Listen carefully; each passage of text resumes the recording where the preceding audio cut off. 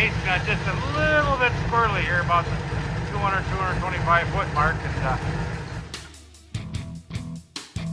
Little Saturday morning activities here on the farm before we go tractor pulling. In the old wheat fields here that got harvested. Dairy's hauling manure on them right now. But first we're gonna seed this down to alfalfa. And one of the first thing we do before that is spread a bunch of lime on it. That really seems to help the alfalfa grow nicely. You know, it helps out a lot with the soil health. We got this 980G payloader we got for our sand quarry. Works pretty good for keeping the spreader truck full because he never has to come back to the pile. I just bomb across the field with a bucket full, and then he stops mid-pass and I fill him up, and then that way he never drives empty. He's always spreading. So let's see here. My last bucket scoop was 7.44 ton.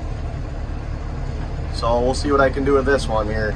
It's going to be kind of hard to do. I'm not going to really film it because if I get any of the dirt and like the wheat stubble in the bucket, that the spreader truck doesn't really like that too much. So that's why you can see it's not clean perfect. Right there at the beginning, like right there, there's actually a little wheat stubble poking through. So that's about as low as I'll take it. You really got to take your time and get the bucket perfectly flat on the ground, and then go into the pile and don't let it dive down into the ground. And it's a pretty big payloader, so it shouldn't, but you just got to be careful, that's all. What I like to do to make sure the bucket's perfectly flat is if you push that all the way forward, it floats the lift. And then what you can do is you can tilt it forward and you can find where the bucket's perfectly flat on the ground. See, like right there, I can tell, but when the arms start going up, you're tipped down into the ground. So you go back a little bit now and they'll go down, and once they stop going down, you'll feel the bottom of the bucket get flat right there. And then I just lift it up just a little bit. Let's see here, right there maybe. And then we can kind of scalp the ground nicely here. Let's see if I can do it one-handed. I don't really need to steer, so.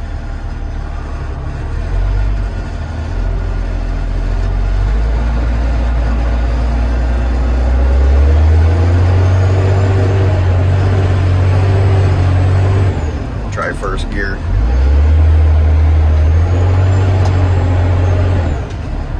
Let's see. Then when we back up, it'll be the moment of truth to see if I got the dirt or not.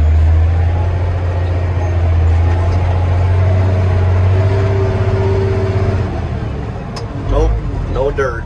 If you can see, it's just lime down there, and I actually need to scalp it a little bit better. But I'll do that once the truck gets a little bit closer to me. I'll clean that all up as nice as I can, but for now I've got to spend a little more time keeping him full because he's a little bit further away. You can kind of see him right there coming across the field. I like to fill him at this end, and then I don't have to have so much compaction going down the field with the big loader.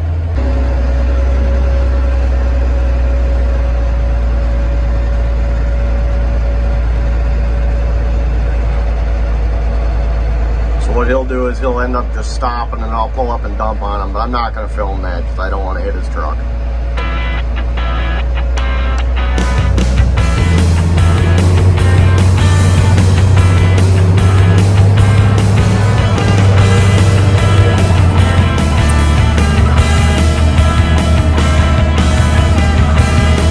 Now that's a load. The little truck that could.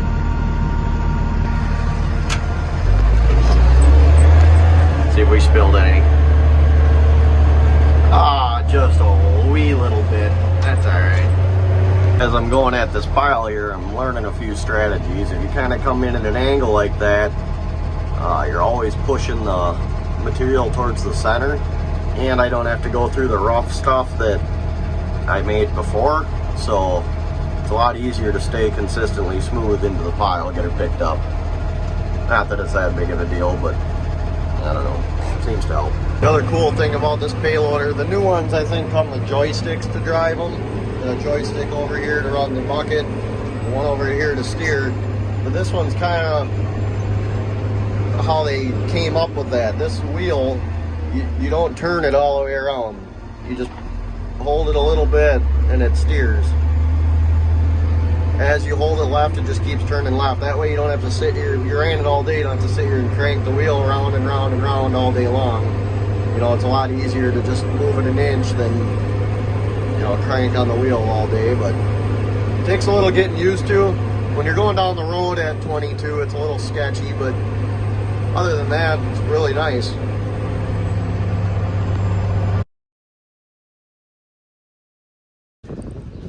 Look at how cute Mason and Ridge are. Twinning them.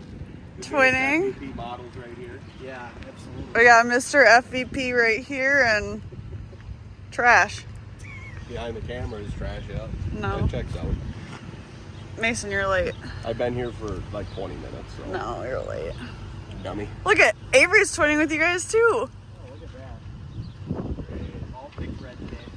Red and gray shorts. Look at that. Oh, and I didn't even notice the shorts either. Wow. I don't have black shoes on though. That would have been pretty good. Incredible. Wow. Look at that. So unesthetically pleasing semi and trailer. Off to Warren, Illinois. We're in the signboard trailer because we have to set up the video ads. Mason and Ridge rocking the semi. We just drove through Gratiot, Wisconsin, and 2 years ago, was it? Yeah. 2 or 3 years ago, Greggy was the talk of the town of Gratiot, which is this tiny town in the middle of Wisconsin, or middle of nowhere, Wisconsin. But my cousin is from there, and after Greg, was it like his first time ever pulling the Tomcat, or is it just like a really good pass? It was good. We have a history of winning the last couple of years in Warren. The tractor, the pro stock, but the pro stock won't be there tonight, so we can't keep up that history. The pro stock just loves that track for some reason. But had a monster pass, and he was the talk of the gas station coffee situation at the gas station in Gratiot. A quick the next fill day. or something like that. What'd she call it? What was it called? I don't Whatever, remember. it don't matter. Anyway, so unfortunately, now it's up to Mason to do something cool to be the talk of Gratiot. Because Greg How do you won't be spell here. Gratiot? Gratiot.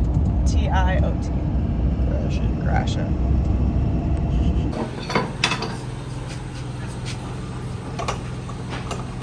Are you ready to give it your all? Yep. Put the hammer down, Put the thingy to the floor. the throttle to the bottom or whatever. Sponsored by Fair Valley Performance. Contact Ridge for all your needs. Right. Wesley, this is going on YouTube for you. Don't mess up.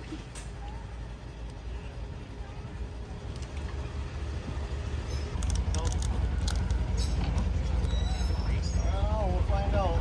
Oh gosh. This is a good idea.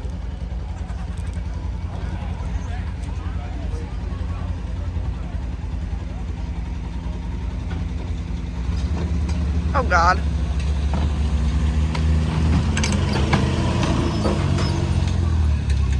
You forget about the brakes there a little bit? No? What do you rate his skills? 10 out of 10, we're here. Good job, Wes. Good job, Leslie.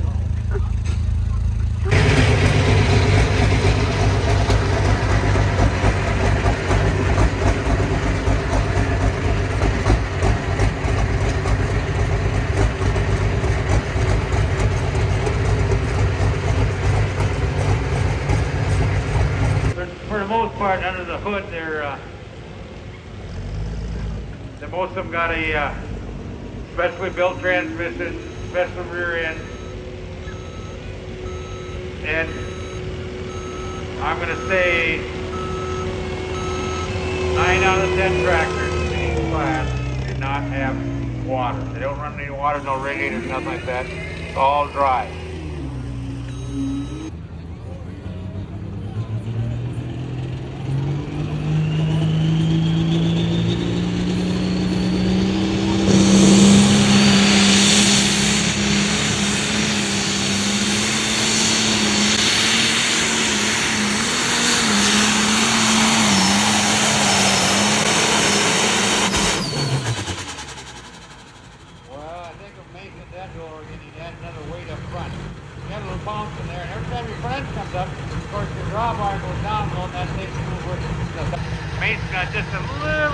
squirrely here about the 200, 225 foot mark, and power's no problem, but I think he wished he had just one more weight up front.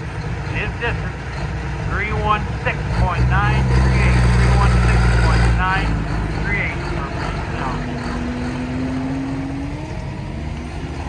Okay, Avery, besides being really rude to me right now, do you know what you forgot to do? What? When Mason pulled? What did you bring down here? Okay, so far, down here.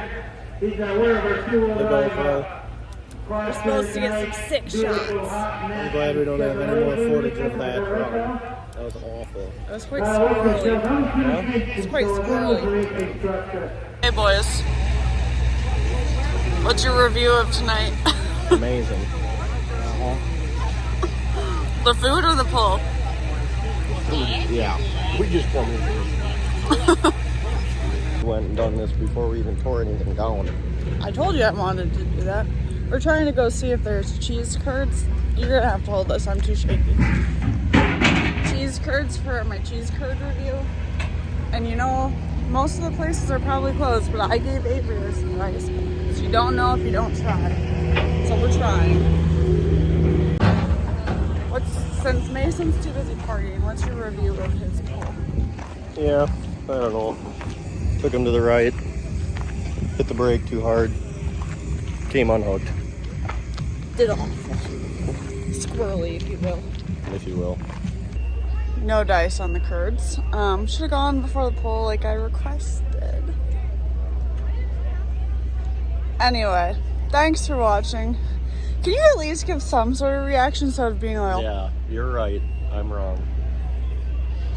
Okay, anyway, thanks for watching. See you in the next one.